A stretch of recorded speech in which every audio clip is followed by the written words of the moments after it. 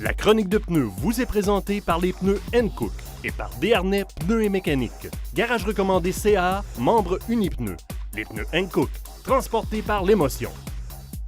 Salut Jean-Guy. Salut Daniel. Alors pour cette première chronique parlant des pneus d'hiver, on va y aller avec les conseils d'usage pour commencer parce que bien sûr, il faut commencer à penser installation de pneus d'hiver. Alors la première chose que tu conseilles Jean-Guy lorsque vient le temps d'installer nos nouveaux pneus ou encore avant des magasiner, peut-être à regarder ceux qu'on a déjà. Absolument. Puis premièrement aussi, il ne faut pas attendre la dernière minute justement pour s'équiper, pour faire face aux rigueurs hivernales. Donc, des fois, on peut se faire surprendre rapidement, plus qu'on peut penser. Et souvent, c'est là qu'il nous arrive des incidents qu'on aurait pu s'éviter. Oui, il faut vérifier l'usure de nos pneus. Ça, c'est important. Il faut s'assurer aussi qu'on n'ait pas de disparité entre un set de pneus qui va aller à l'avant et un set de pneus qui va aller à l'arrière. Parce qu'il faut s'assurer qu'on ait une traction qui est quand même bien équilibrée entre les roues avant et les roues arrière pour justement favoriser la meilleure stabilité possible. Autant en accélération qu'au freinage. Parce qu'on sait très bien que si on a des pneus qui ont 3 à 4,32 de différence d'usure du train avant versus le train arrière, à ce moment-là, quand on va venir pour désaccélérer, en descendant, mettons, une grande côte, on va désaccélérer et l'arrière de la voiture va chercher à passer à l'avant. Et vice-versa, et aussi sur l'accélération quand on veut partir. Et les disparités sont encore plus importantes si on a une traction intégrale ou encore en 4x4. Oui, ça, traction intégrale, traction 4x4, tu fais bien de le mentionner parce que ça, c'est très mortel au niveau mécanique. On peut endommager le rouage d'entraînement de façon assez sérieuse. Donc ça, c'est à éviter. Ça, c'est la première chose. Deuxièmement, si on fait l'installation nous-mêmes de nos roues, parce que nos jantes de roues, on a un set de jantes de roues pour l'hiver versus l'été, s'assurer que où est-ce qu'on va venir boulonner nos roues sur la voiture, que ça soit propre, ça soit enlevé de toutes particules de rouille, justement pour s'assurer d'un bon serrage. Il faut torquer nos roues. Fait que le torque des roues, ça, c'est primordial si on ne veut pas avoir de désagréments de roues qui vont lousser à la longue et se ramasser dans de fâcheuses situations. La vérification des pneus qu'on a, tu as parlé de l'usure, mais il faut aussi regarder visuellement si le pneu n'est pas craqué, si tout est en bon question état. d'âge, exactement, parce que le craquage qu'on retrouve sur les pneus, en général, c'est après 4, 5, 6 ans d'utilisation. Si on ne fait pas beaucoup de kilométrage, ça va être une question à se poser si notre caoutchouc est encore sécuritaire. Parce qu'on sait qu'un pneu qui commence à craquer peut exploser facilement au moment qu'on ne s'en attend pas. Et encore là, une fois, nous causer une panne qu'on aurait pu éviter. Ça tombe bien, Jean-Guy, qu'on ait un pneu ici qui est déjà clouté parce que c'est une des questions qui revient de plus en plus. Je crois que le pneu à crampons refait de plus en plus surface, gagne en popularité. Oui. Est-ce que c'est une bonne nouvelle? Bien, c'est une bonne nouvelle parce qu'on sait qu'aujourd'hui, les véhicules sont munis de plus en plus avec une empreinte au sol beaucoup plus large. Et si on est appelé à faire beaucoup de routes en milieu rural où ça va être une surface beaucoup enneigée ou glacée, à ce moment-là, le crampon a sa place. Pour quelqu'un qui fait surtout du kilométrage urbain, c'est un luxe un peu plus de s'installer des crampons. Mais de où part la venue de la popularité des crampons, qu'on revient avec ça, c'est qu'on se remarque qu'on passe la main sur un pneu cramponné, puis on sort la main, bien, pas graffinée. Ouais. On ne saigne pas, là. Mais anciennement, par exemple, on sentait qu'il y avait vraiment des crampons. Parce que la technologie des crampons a évolué. On parle de crampons écologiques. Qu'est-ce que ça veut dire, le crampon écologique? C'est que les crampons sont montés maintenant sur un siège en caoutchouc, ou ce qu'ils vont se déployer lorsqu'ils vont arriver sur une surface qui va être plus molle. Fait que le caoutchouc, les lamelles, vont faire en sorte où le crampon va sortir davantage et là, va nous donner toutes les caractéristiques qu'un crampon doit nous donner.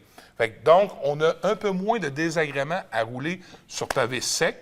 On sait que des crampons sur chaussée solide, sur chaussée dure, c'était bruyant et c'était glissant également.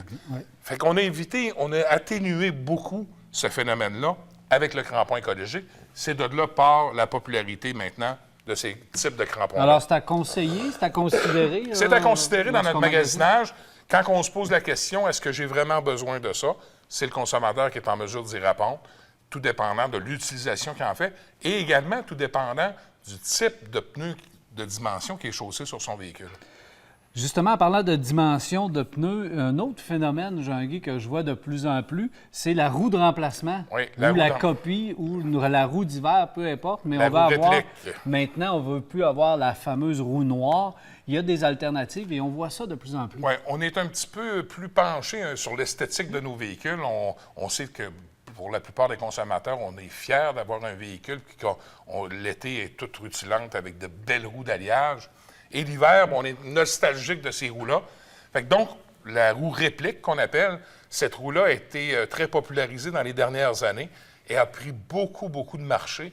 Justement, comme tu le mentionnes, les gens mettent la différence, l'écart dessous, mais ça a baissé beaucoup ces prix-là. Bien, c'est ça, là. C'est plus rendu 500 la roue, là. Non. On a des roues répliques à 130, 140, 150 Fait que c'est rendu beaucoup plus abordable que là, on c'était. parle des répliques de Mercedes, Audi, BMW. Absolument, là. Wow. Exactement. Fait que on peut voir par là que c'est des roues, puis il y a des roues pour de la voiture compacte, sous-compacte, de la 16 pouces de diamètre, à partir de 100, 110 Fait que il n'y a pas une grosse écart avec la roue d'acier. Il y en a une, mais elle est minime.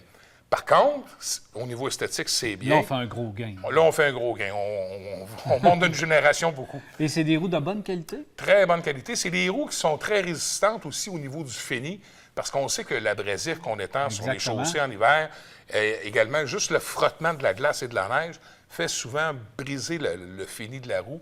Mais ces roues-là sont faites de façon où on a un protecteur qui est mis à l'usine directement dessus, et ça fait des roues qui sont assez robustes pour l'hiver. Alors, en terminant, évidemment, là, on va passer dans les prochaines semaines les manufacturiers avec leurs nouveautés. Mais il n'y a pas de... Est-ce qu'il y a une grosse nouveauté cette année, du gros changement, une révolution? Il n'y a pas de révolution dans le pneumatique cette année. On a peaufiné les modèles de pneus qu'on a. Tu sais, le pneu unidirectionnel, le pneu asymétrique, selon les cas, c'est devenu le standard dans l'industrie.